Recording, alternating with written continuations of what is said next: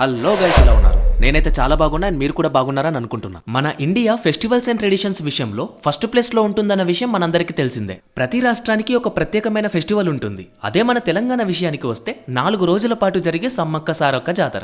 ఈ Sammakka Sarakka జాతరనే Kumbh Mela of tribals అని కూడా అంటారు. ఇండియాలోనే సెకండ్ లార్జెస్ట్ జాతర మన సమ్మక్క సారక్క జాతర అండ్ ఫస్ట్ ప్లేస్ లో ఉంది కుంభమేళా. ఇండియాలోనే ఈ సమ్మక్క సారక్క జాతర అతిపెద్ద ట్రైబల్స్ జాతర. ఎలాగైతే కుంభమేళాకి డిఫరెంట్ స్టేట్స్ నుండి వస్తారో అలాగే సమ్మక్క సారక్క జాతరకి కూడా మహారాష్ట్ర, మధ్యప్రదేశ్, ఒడిస్సా, జార్ఖండ్, కర్ణాటక ఇలా చాలా ప్లేసెస్ నుండి వస్తారు. వాళ్ళందరూ ఈ జాతరలో పాల్గొని సమ్మక్క సారక్క తల్లికి బంగారం రూపంలో బెల్లాన్ని సమర్పిస్తారు. అయితే 1955 వరకు ఓన్లీ 2000 మంది మాత్రమే ఈ జాతరని విజిట్ చేస్తే 2022లో మేడారం నుండి 60 కిలోమీటర్స్ వరకు ట్రాఫిక్ జామ్ అయ్యేంత పొజిషన్కి ఈ జాతర ఎలా చేరుకుంది? అసలు సమ్మక్క సారక్క బ్యాక్ స్టోరీ ఏంటి? వాళ్ళు దేవతలా, మనుషులా?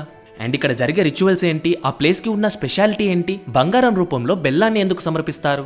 అండ్ ఈ ప్లేస్ని గవర్నమెంట్ ఎలా సపోర్ట్ చేస్తుంది? అలాగే ఎలాంటి ఫెసిలిటీస్ ఇస్తుంది? ఇలాంటి విషయాలన్నీ ఈ వీడియోలో తెలుసుకుందాం. నోట్, నేను ఈ వీడియో కోసం రీసెర్చ్ చేస్తున్నప్పుడు నేను కొన్ని గవర్నమెంట్ న్యూస్ ఆర్టికల్స్ అలాగే యూట్యూబ్ వీడియోస్ రిఫర్ చేశాను. అందులో ఉన్న డేటా ప్రకారమే ఈ వీడియో చేస్తున్నా. Let's get in to the video. ఇప్పుడు సమ్మక్క సారక్క బ్యాక్ స్టోరీ ఏంటో తెలుసుకుందాం. అది 13వ శతాబ్దం. ఒకప్పటి ఓరగల్లు జిల్లా ప్రాంతం. ఆ ప్రాంతం అంతా కాకతీయుల పాలనలో ఉంది. వరంగల్ అడవుల్లో చాలా మంది గోండు, కోయవాళ్ళు నివసిస్తూ ఉన్నారు. అయితే వాళ్ళందరికీ ఒక రాజు ఉండేవాడు. ఆ రాజుకి చాలా రోజుల నుండి పిల్లలు లేరు. తనకి పిల్లలు కావాలని చాలా తపించేవాడు. అదే బాధతో రోజు అమ్మవారి గుడికి వెళ్లి నువ్వే మా పిల్లల రూపంలో రా అమ్మా అని ఎన్నో పూజలు చేసేవాడు. అయితే ఒకరోజు ఆ ట్రైబల్స్ అంతా వేట కోసమని అడవిలోకి వెళ్లారు. చుట్టూ మొత్తం కారడవి. ఆ అడవిలో ఎక్కడి నుండో ఒక చిన్న పాప అరుపు వినిపిస్తుంది. ఈ ట్రైబల్స్ ఆ ప్లేస్కి వెళ్లారు. అక్కడ జరుగుతున్నది చూసి ట్రైబల్స్ షాక్ అయ్యారు. అసలు అక్కడ ఏముంది అంటే ఒక పుట్ట మీద ఒక చిన్న పాప కనిపించింది. తన చుట్టూ పులులు, సింహాలు ఉన్నాయి. కానీ అవి ఏవి ఆమెని ఏమీ అనట్లేదు. దూరం నుండి చూస్తే అవి ఆమెకి సెక్యూరిటీ ఇస్తున్నట్టుగా కనిపిస్తుంది. ఆ పాప మాత్రం నవ్వుతూ ఆడుకుంటుంది. ఆ ట్రైబల్స్ అంతా ఈ విషయాన్ని వెంటనే రాజుకు చెప్పారు. దాంతో ఆ రాజు వెంటనే ఆ పాపని ఇంటికి తీసుకొచ్చుకున్నాడు. కరెక్ట్గా మాఘ పౌర్ణమి రోజు ఆ పాపకి సమ్మక్క అని పేరు పెట్టారు. ఇక సమ్మక్క పెరుగుతున్న ఏజ్లోనే ఆ ట్రైబల్స్కి ఈమె మామూలు ఆడపిల్ల కాదు అనే విషయం అర్థమైంది. ఆ అడవుల్లో ఉన్న ట్రైబల్స్కి ఎలాంటి కష్టం రాకుండా సమ్మక్క చూసుకునేది. ఎవ్వరికి ఏం కష్టం వచ్చినా తన దగ్గరికే వెళ్లేవారు. తను కూడా తన సొంత బిడ్డలాగా చూసుకునేది. ఎవరికి ఎలాంటి రోగాలు వచ్చినా తను ఇచ్చే మెడిసిన్స్ తీసుకుంటే వెంటనే తగ్గిపోయేది. అలా కొన్ని రోజులు గడిచిపోయింది. ఆ తర్వాత సమ్మక్క ఆ ఊర్లో వాళ్ళందరినీ పిలిచి తాను బయ్యక్కపేట నుండి వెళ్ళిపోతాను అని చెప్పింది. అలాగే పక్కనే ఉన్న దేవరగుట్ట పైన నన్ను దింపేసి రండి అని ఆ ట్రైబల్స్ అందరికీ చెప్పింది. ట్రైబల్స్ అంతా ఈ డిసిషన్కి ఒప్పుకోలేదు. ఎందుకంటే ఆ గుట్టపైన వైల్డ్ యానిమల్స్ ఎక్కువగా ఉంటాయి. కానీ సమ్మక్క దొరకడమే వాటి మధ్యలో దొరికింది. అవన్నీ తనను ఏం చేయలేవు అని రియలైజ్ అయ్యి ఆమెని ఆ గుట్టపైన దింపేసి వచ్చారు. అండ్ తను ఆ కొండపైన ఉండడానికి ఊర్లో వాళ్ళు అన్ని సౌకర్యాలు చేసి వచ్చారు. మరోవైపు పగిడిద్ద రాజు అనే ఒక రాజు ఆ ట్రైబల్స్ అందరినీ పాలిస్తున్నాడు. ఈ పగిడిద్ద రాజు కాకతీయులకి సామంతరాజు. ఇక ఊర్లో వాళ్ళందరూ సమ్మక్క అండ్ ఆ రాజుకి పెళ్లి నిశ్చయించారు. వాళ్ళ పెళ్లి మాఘ పౌర్ణమి రోజున జరిగింది. పెళ్లైన తర్వాత వాళ్ళకి సారలమ్మ అనే ఒక కూతురు పుట్టింది. అండ్ కొన్ని రోజుల తర్వాత జంపన్న అనే ఒక కొడుకు కూడా పుట్టాడు.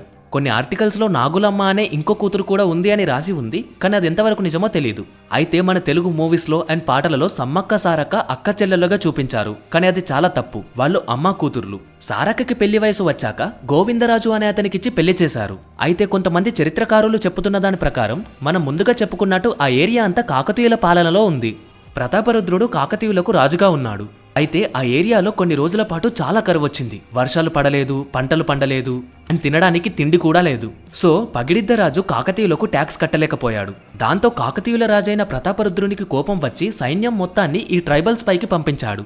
ఒక రాజుగా ప్రతాపరుద్రుడు వీళ్ళ దగ్గరికి వచ్చి పన్ను ఎందుకు కట్టలేకపోతున్నారో అని అడిగి తెలుసుకోవాలి.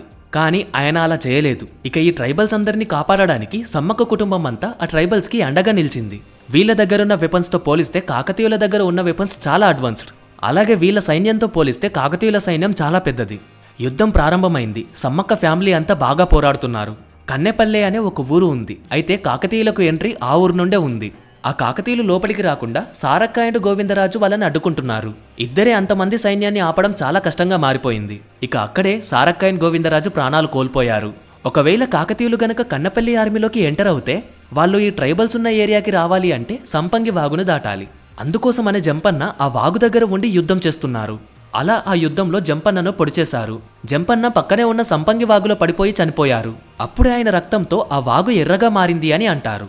కానీ సైంటిఫికల్గా అయితే ఆ వాగు రెడ్ సాయిల్లో ప్రవహిస్తుంది. అందుకోసమనే వాటర్ రెడ్ కలర్లో ఉంటాయి అని సైంటిస్టులు అంటున్నారు. ఇక సైన్యం ఆ వాగుని క్రాస్ అయింది. ఇంకో స్పాట్కి వచ్చేసరికి అక్కడ పగిడిద్ద రాజు ఉన్నాడు. ఆయన కూడా చాలాసేపు యుద్ధం చేశాడు, కానీ కొంత సమయం తర్వాత ఆయన కూడా చనిపోయారు. ఇక లాస్ట్ స్పాట్లో అంటే చిలకల గుట్ట అనే గుట్ట కింద సమ్మక్క కాపలాగా ఉంది. ఈ సైన్యం ఎప్పుడైతే సమ్మక్క దగ్గరికి వచ్చిందో ఆమె దొరికిన వాళ్ళని దొరికినట్టుగానే నరికి చంపేస్తుంది. సైన్యమంతా ఆమె దగ్గరికి వెళ్లాలంటే భయపడుతున్నారు. ఇక ఆమెను చంపలేమో అని అర్థం చేసుకున్న కాకతీయుల సైన్యం తన వెనుక నుండి వచ్చి పొడిచారు. ఇక సమ్మక్క ఆ గాయాలతోనే ఆ ప్రాంతం నుండి చిలకల గుట్టపైకి ఎక్కేసింది. ఇక ఆదివాసులందరూ సమ్మక్క కోసం ఆ గుట్టపై వెతకడం స్టార్ట్ చేశారు. ఇక వాళ్ళందరికీ ఆ గుట్ట మీద ఒక భరణిలో కుంకుమ నింపి ఉంచి కనబడింది. ఇక అది చూసిన ట్రైబల్స్ అందరూ అమ్మ తన ప్రాణాలను త్యాగం చేసి ఈ కుంకుమ మన కోసం ఉంచి వెళ్ళింది అని చాలా ఏడ్చారు.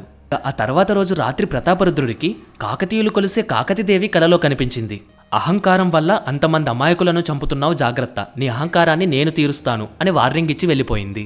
ఇక భయంతో ప్రతాపరుద్రుడు యుద్ధాన్ని ఆపేశాడు అండ్ మేడారంకి ఫ్రీడమ్ ఇచ్చాడు. అయితే ఈ కథంతా చూస్తే సమ్మక్క ఒక నార్మల్ ఉమెన్ కాదు, ఆమె ఒక వనదేవత. కానీ తనకు ఒక యుద్ధాన్ని ఆపే అంత శక్తి లేదు. అందువలన తను చనిపోయి మళ్లీ కాకతీదేవి రూపంలో ప్రతాపరుద్రునికి కలలో కనిపించి వార్నింగ్ ఇచ్చింది. ఇది స్టోరీ. ఇప్పుడు ఆ జాతర గురించి చెప్తాను, వినండి. సమ్మక్క సారక్క జాతర 4 రోజుల పాటు ఎవ్రీ 2 ఇయర్స్కి ఒకసారి అప్పటి వరంగల్ డిస్ట్రిక్ట్ అండ్ ఇప్పుడు ములుగు డిస్ట్రిక్ట్లో ఉన్న మేడారంలో జరుగుతుంది. ఈ జాతర మాఘ పౌర్ణమి రోజు అంటే ఫిబ్రవరి మంత్లో పౌర్ణమి రోజు స్టార్ట్ అవుతుంది. కన్నపల్లి అనే విలేజ్ నుండి సారక్కని, కొండాయి అనే విలేజ్ నుండి గోవిందరాజుని అండ్ అలాగే పోనుగొండ్ల అనే విలేజ్ నుండి పగిడిద్దరాజును తీసుకొని వస్తారు. వీళ్ళ ముగ్గురిని వీళ్ళ కోసం కట్టించిన గద్ద మీద కొలువుంచుతారు. వీళ్ళకి పూజలు చేస్తారు. ఇక రెండో రోజు వచ్చేసరికి జనాలతో మేడారం కలకలలాడిపోతూ ఉంటుంది. కాళ్ళు పెట్టడానికి కూడా ప్లేస్ ఉండదు. ఇసుక పోసిన రాలనంత మంది ఉంటారు. ఎందుకంటే ఆ రోజు చిలకల గుట్ట నుండి సమ్మక్క యొక్క స్వరూపాన్ని అంటే కుంకుమ భరణిని తీసుకొని వస్తారు. ఆ రోజు ఆ అడవిలోకి ఓన్లీ ట్రైబల్స్ మాత్రమే వెళ్తారు.